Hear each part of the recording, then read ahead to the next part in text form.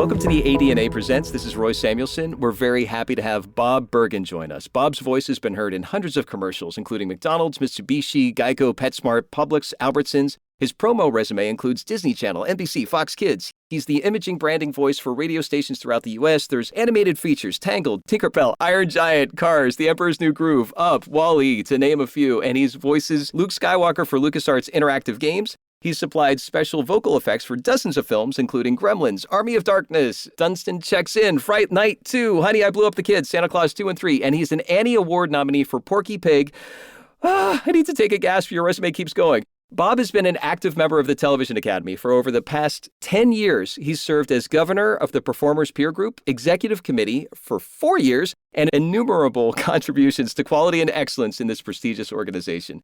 He sent out an email with the subject line, "It takes a village." And over the course of these 10 years, he's been able to accomplish a lot on behalf of that peer group, as well as the Academy as a whole. He's acknowledged that even ideas and proposals that he's brought to the table, nothing could have been accomplished without the village. And many people in his circle brought great ideas and co-produced terrific events for the peer group, and we're going to elaborate on some of those. Here's what the relevance to audio description is. As we have shared in the ADNA podcast, with over 200 episodes over the last few years, multiple roles create the audio description track. And much work is being done thanks to the AD audiences, AD professionals, sighted and blind, and AD companies, as well as production. And I think you're going to listen to some fascinating overlaps with Bob's experience in how strategy, leadership, and perspectives get things done. And specifically, we'll get a little taste of the behind the scenes, not only how audio description narrators can use their TV credits to qualify to join this prestigious organization and vote on Emmy Awards, but also understand the many parts, the perfect timing, and the people who align to make these kinds of steps possible, thanks to Bob's efforts. Bob, thank you so much for joining us. Boy, the first thing I need to do is update my bio because I've got credits over the last 10, 20 years that aren't listed there. So the website's outdated. I will talk about that later, but thank you for that wonderful introduction. I could feel some of the VCR and the DVDs coming out on some of those. Oh my God, Betamax. There we go. One of the things that really comes out through that email that you sent that I alluded to is there's a gratitude to others. I'm sure we're going to hear that throughout this episode. And it's through those skills that you bring and the focus on excellence. You've excelled in your career in so many different ways, not only because of these accolades, but also because of the behind the scenes. How much time do you devote to the TV Academy? On a slow day, 10% of my day, 7 days a week. Wow. I say you don't get involved in any kind of leadership. I'm not talking just show business. I'm talking about just in general. If you're not interested or willing to devote the time. People who just want to get elected because they want to look popular or get that free dinner or go to parties, well, that's sad because you're not doing service to those who elected you. But I enjoyed being that devoted to my time as governor at the TV Academy. There's a lot of assumptions that time that you invested behind the scenes, obviously, if people are thinking, oh, this is, the accolade, let's do this. How did you get that perspective? Did you have a mentor when you got started some 15 years ago? How did your mentorship guide you? Was there anyone or anything that happened that gave you that behind the scenes focus? Yeah, I joined in the mid-90s. I'll tell you how I joined. My buddy John Cato was a member. He wanted to put together a cold reading workshop or a way to meet casting directors and producers for members of the Performers Peer Group. And I thought it was a great idea. And I was like, well, I've never won an Emmy. And he goes, no, you don't have to win an Emmy. You just have to qualify with your credits. At that time, they really didn't recognize voiceover as performing. So I joined in the animation peer group. And for those who don't know, the Television Academy is divided by peer groups: directors, performers, musicians, writers, makeup, costumes, etc. And at the time I joined the Performers Peer Group, which at the time on television represented sitcoms and dramas, they didn't see that voiceover was really acting.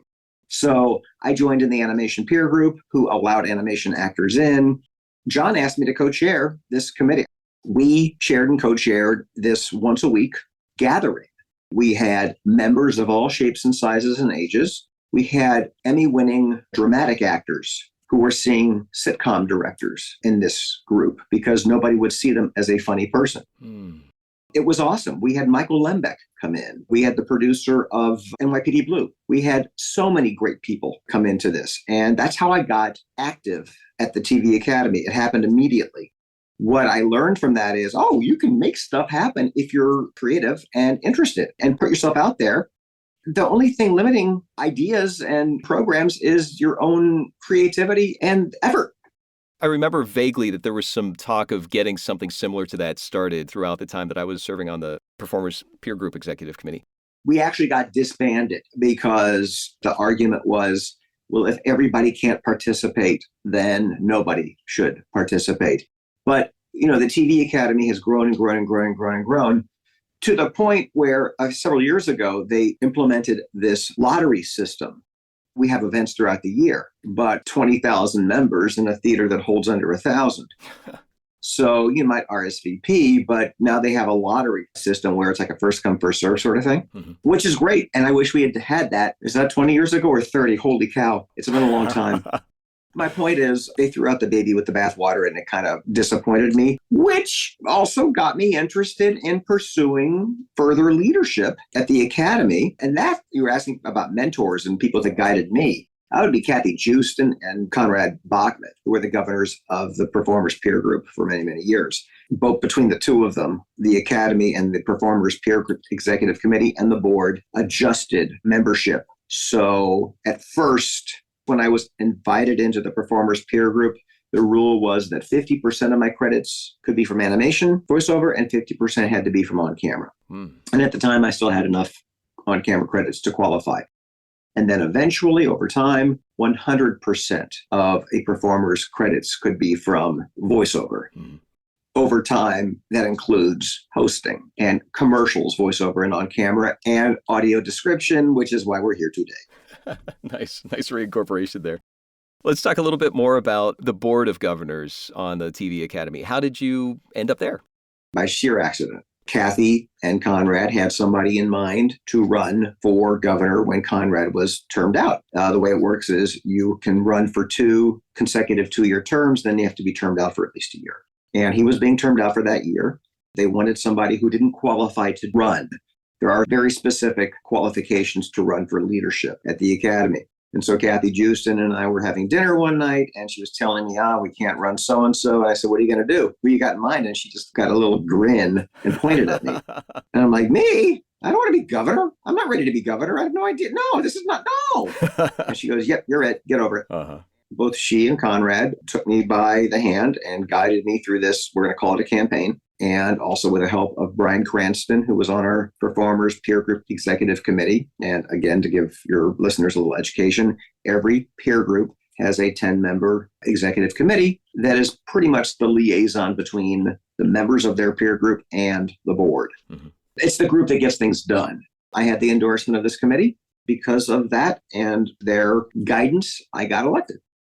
A challenge specifically in bringing new media into the TV Academy. I'm thinking about before it was acknowledged or recognized to where it is today. Well, it's something that was discussed for years, way before I was governor. Wow. The chairs, the officers had tasked the governors come up with criteria for each peer group for new media. We in the PGEC with the performers, we would bounce ideas off each other all the time. We didn't really have concrete criteria to go by. We didn't know statistics. We didn't know what this really even was. It was just new media. And what does that mean?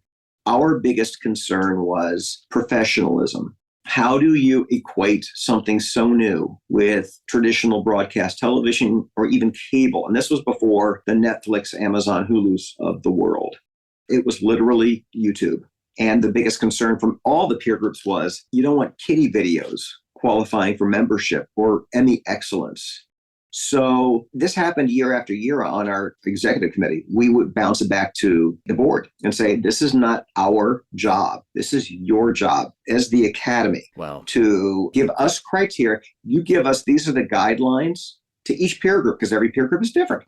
Every profession is different. You can't have one rule fits all. Yeah. It wouldn't be fair to all the peer groups.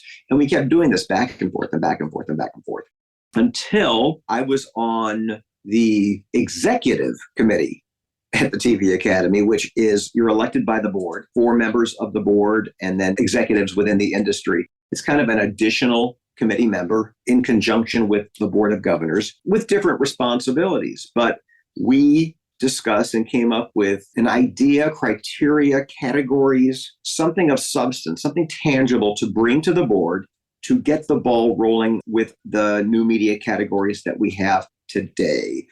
So what I can say is I was involved in the conversation. I was passionate about the conversation. I can remember holding up my cell phone saying, it's a TV. This is a TV. I can right now look at HBO, NBC. I can stream a movie. I can also watch kiddie videos, but it's a TV. Yeah. So we got to stop thinking of it as a piece of furniture in the living room that everybody watches at 8 o'clock because nobody watches anything in real time. And then we get into the conversation of what is prime time and daytime. That's a whole different topic. My point is that really got the ball rolling. And with the executives in that room and the elected governors, we came up with, at the time, something to go by, something tangible to bring back to the board and bring these categories not just to the Emmys, but also to membership. And this changed over time too. You couldn't just open it up to anybody who's got a video on YouTube. There's got to be the word excellence because the Television Academy is about excellence, preserving the history, working towards and acknowledging the future, but always with excellence. Going back to what you said about not being fair to all the peer groups, there's a great transition to talk about disabled performers with disabilities, having opportunities to be able to join the Television Academy in parity to other non-disabled. There's been a few examples that I remember that have happened where that's been brought up through casting directors. Are you able to address anything as far as that goes? The only thing I can address is that it had been my passion project to lower membership qualifications for performers with disabilities, because if you're blind, if you're deaf, if you're in a chair, you're not going to see the opportunities just to audition, let alone work. Our current qualifications are 10 credits over 4 years. If you really look at that, that's poverty. Nobody makes a living with 10 television credits over 4 years. But we consider that criteria for membership. But if you're in a chair, how often are you going to get 10 opportunities? So I wanted to lower the qualifications. I was on the diversity committee years ago. This was first brought to our peer group executive committee by Sheila Manning, my first year serving on the board. And Sheila was a commercial governor, but also she cast commercials. And anybody who's been in this business for 30, 40 years would know the name Sheila Manning. She was a powerhouse in commercial casting. She's passed away and she was a very good friend. She came to me and she'd been working towards this initiative years before I was even on the PGEC. And to me, it was a no-brainer. Then I could not get it passed. I could not get board approval. It just never happened. I tried over and over again. I think almost every year I served on the board and I just could not get it passed. Perhaps the next generation of leadership can. Hope they do. I guess related to that, let's talk about audio description as far as performers qualifying their AD television credits to join. My experience has been with you as a mentor through this process. You really got things going because of these relationships, the connections, the ability to understand how the Television Academy works. I didn't get the ball rolling. You did. You handed me the ball. I didn't even know there was a ball. You were telling me about this thing you do. I didn't know what it was because, number one, I'm not blind. Number two, it's not a voiceover genre that I've ever done. So I didn't know exactly what it was until I remember you made it very, very clear where you and I were talking about you marketing audio description, showing a video of you doing it with the scene that you're doing. I'm watching this and I'm thinking, well, first of all, you're like a color play-by-play for drama, comedy, for reality, for award shows. I mean, people can hear dialogue, but they don't necessarily know he gingerly reaches for the doorknob. Well, we're not going to know that happened. And the dialogue won't make sense if we can't see. You're filling in the blanks. And you're a performer because you have to shift performance gears based on the genre, perhaps based on the episode, perhaps within the episode, just like an on-camera actor does, just like a voiceover performer does in a cartoon or a documentary narration.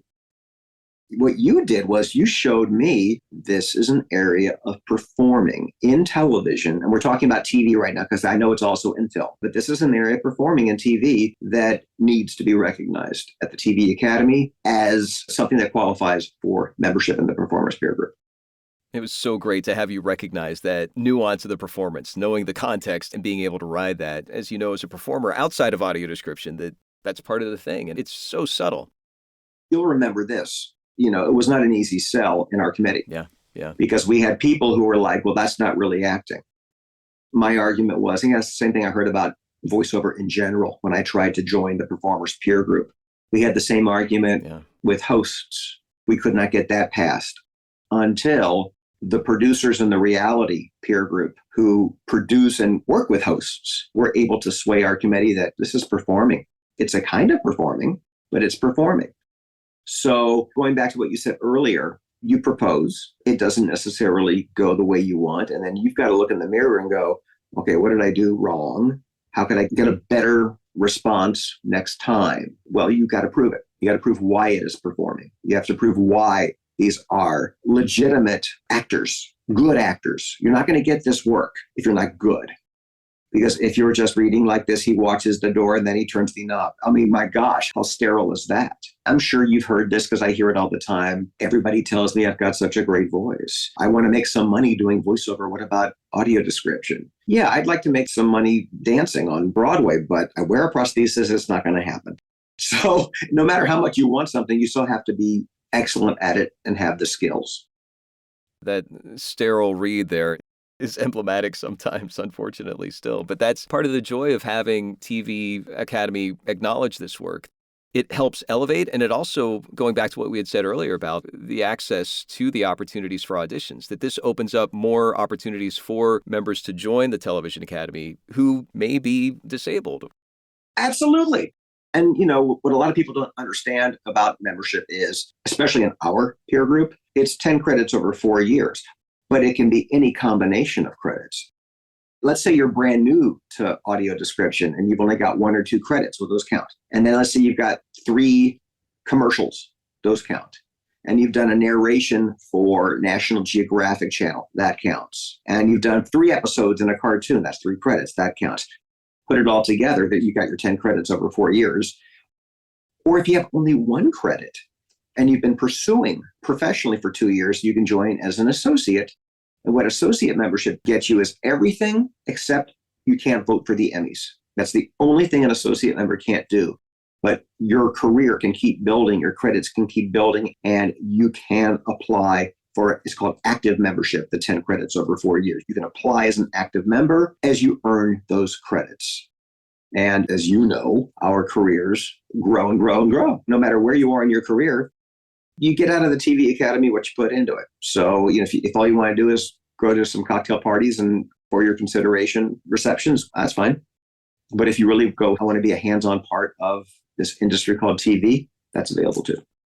And thinking about all the great opportunities and all the information that's out there, you mentioned the associate membership as well as you addressed briefly some of the opportunities at the Television Academy. I can't help but go back to what we talked about with mentorship. I'm thinking about your work outside of the TV Academy with Big Brothers. Why is mentorship important to you? I mean, I've reaped the benefits from it, as have hundreds and thousands of other people too. There's something about what you bring as far as guiding people through their careers that I don't see others do as elegantly and clearly as you do. Can you talk about what your approach is when it comes to mentorship? Well, I had mentors. I had people in the business, people like Dawes Butler and Casey Kasem and all the teachers I had in voiceover who took me by the hand.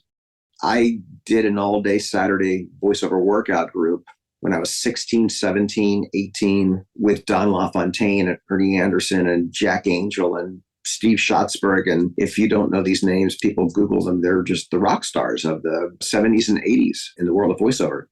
They were tough. They held my hand. They also slapped it a few times. They caught me on my mistakes and they reprimanded and they were stern. They got me a thick skin and made me make mistakes only once because I wasn't going to do it again. I didn't want to disappoint these guys. Yeah. And I realized, man, I wouldn't be where I'm at if it weren't for these people who cared. I was a volunteer Big Brother for 25 years, but not in show business. These were for kids. My mom was a volunteer. She got married, she had kids, and then she spent all of her time volunteering for Jewish Federation, and Jewish Big Brothers was a part of that. That's how I actually got involved in it and knew about it through her involvement. As far as my day-to-day mentoring, well, when the internet happened and you could reach people with a click of a mouse, it became so much easier. What was different about it was how vast it is. When you're on like a social media page, like on Facebook or Twitter or whatever, everything looks homogenized. Everything looks equal, and it's not equal because I'm seeing people give advice based on their experience, their demographic that isn't going to work for somebody in a different place. So I try to be very, very specific that, guys, I can't advise you on amateur anything. I'm a professional. And if you're interested in pursuing at my level, this is the advice I give. But even if you're not, take my advice. Because if you don't reach the heights that I was fortunate to reach, you might be halfway, but that's halfway further than you are right now. I just really enjoy being there for the next, current, future generation. But don't listen to me if you don't want honesty, because I'm not going to sugarcoat. That's great. Well, let's jump into, maybe you do have a bit of advice that you could share with our audience. And our audience is filled with people interested or working in or listening to audio description. You have advice for the next generation of leadership. Well, first of all, a good leader cannot go in there to be loved or liked. Because if you're doing that, you're doing it for your ego, and it can't be about you. And you're going to make decisions that aren't going to be popular, and you have to get over it. There is no one decision that's going to make everybody happy. As a board governor, you represent a peer group, but you also represent the entire television academy. So oftentimes we were tasked to make decisions that may not make members of my peer group happy, but overall it was good for the academy. I think that there are goals that you might want to set that if you really look at it, you're like, that's not achievable. I can't even do that. Or there are goals that you want to set and you're like, I can't do that myself. I need help with this. Yeah. Well, first of all, on a committee, if you're handpicking a committee, you want people smarter than you. You want people who have ideas outside your box. Well, like you. I didn't come to the table with audio description. You did. I didn't have an agenda for it because I didn't know about it. So I did bring a lot of my own ideas and agendas to the table. But I had really smart people. I need people to say, well, what about this? Have you thought of it that? No, I haven't. Or those, what about this? Thank you for asking. I have an answer, and here's how. Here's that workaround. Yes. Or, we need a workaround, don't we? Let's figure that out, gang. When I was on the board and I had this committee, I would task everybody at the beginning of every year, come to the table with 5 ideas for our peer group at our first meeting, because me and my co-governor could not be the only people who are coming to the table with ideas. So it's not linear. It's not like you go and say, here's what we're going to do for the next 10 years. Yeah. You might start with some ideas and they shift. Why do they shift? Because somebody brought up a better idea that can be taken care of immediately. The idea you came to the table with right now, let's do it in the fall. Let's maybe hold this over till next year. We got some more pressing things we need to do this year. But what I will say is that the next generation of leadership anywhere has got to look honestly at what's worked, what hasn't worked, why it hasn't worked, and what else should be brought to the table, even if it sounds outrageous.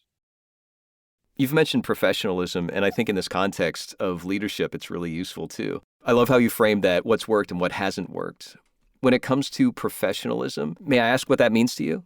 Oh my gosh, it means getting there early, be willing to stay late, striving for excellence, pushing yourself to be better. When things don't go your way, don't play the blame game. Look in the mirror and say, what did I do wrong? How can I get what I want next time? Why didn't I get it this time? Yeah. Listen. Yeah. Be a good listener. Even if you completely disagree with what you're hearing, just pick up the mic or say that, well, that's just wrong. Yeah. There's a way to say, okay, listen, I hear you and I don't disagree with you. However, I'm going to put something out there that may be completely wrong, but what would you think of if? And that is a way that you're not disregarding the person who's saying something you don't necessarily agree with. You're respecting them. You're showing them that you're hearing them, and you're offering an alternative respectfully. I cannot tell you how many years I tried to get, and this had nothing to do with our peer group. Again, you don't wear just a peer group hat. You wear an academy hat. I try to get voice directors in animation recognized when a show wins an Emmy. Wow. And that was a 9-year battle in the boardroom. And I couldn't figure out why they kept saying no. And I kept saying, look, these shows don't direct themselves. I had nothing to gain by trying to do this. Our peer group had nothing to gain by trying to do this. But I thought it was worthwhile. You've got many hats, and there's a lot going on that the rank and file who you represent have no idea about. And they might be like totally pissed off that you did something over here when if they could step out of their ego. A lot of people who are out of work get really upset and they take out their frustrations on, well, you did this for them, but what about me? Well, because right now this is about them, not you. But that doesn't mean you don't listen to them. Tell me, how can we work together? How can I make this work? And 9 out of 10 times, they don't have an answer. They're just venting. So be an ear to be vented to. Let them vent. Let them speak out. I can remember when we first started doing this lottery thing, where that's the invitation way to get into events. We had a lot of no-shows without people canceling. We got to give them a spanking. How about a 3-strike rule? You don't show up for 3 times and you can't come back for the rest of the year, or something like that. Then I also suggested, well, what if we had like a line of people who didn't get in to line up down at the academy or wherever the event is. And in the event of no-shows, if they're willing to stand outside, no guarantee they can get in, then we got 20 no-shows. Let's take the next 20 people in line. Stuff like that. You know, you make rules, you see what works, what doesn't work. You listen to members. I've had members who would contact me, and I tried to make myself very hands-on. Here's my email, here's my phone number, let me know if you need me. Would say things like, it said I didn't show up to this event, but I did show up. Here's a picture of me down at the stage, and it's time-stamped. Thank you. And I'd send it in. Well, then you realize the schmuck forgot to check into the check-in table. So we'll figure it out. That's kind of going beyond the call of duty and the responsibility playbook of a governor. You're not supposed to do stuff like this. I just wanted everybody to be listened to and catered to as best I could. Yeah, and that comes out. I mean, just how you've been listening to people really comes very clearly through in this. I got to tell you, I'll be really honest. There have been many a member where I listened, but I didn't agree. And I couldn't even come up with an alternative idea that would make them happy. Yeah. You can't please everybody. This is why I said earlier, what makes a good leader, you can't have a need to be loved or liked, because you're going to lie to people. Oh, I'll just tell them what they want to hear. And then it doesn't happen. Yeah. That's a corrupt politician. I could never do that. Yeah. I've had to say to many a member, listen, I'm so sorry, but that is not my priority.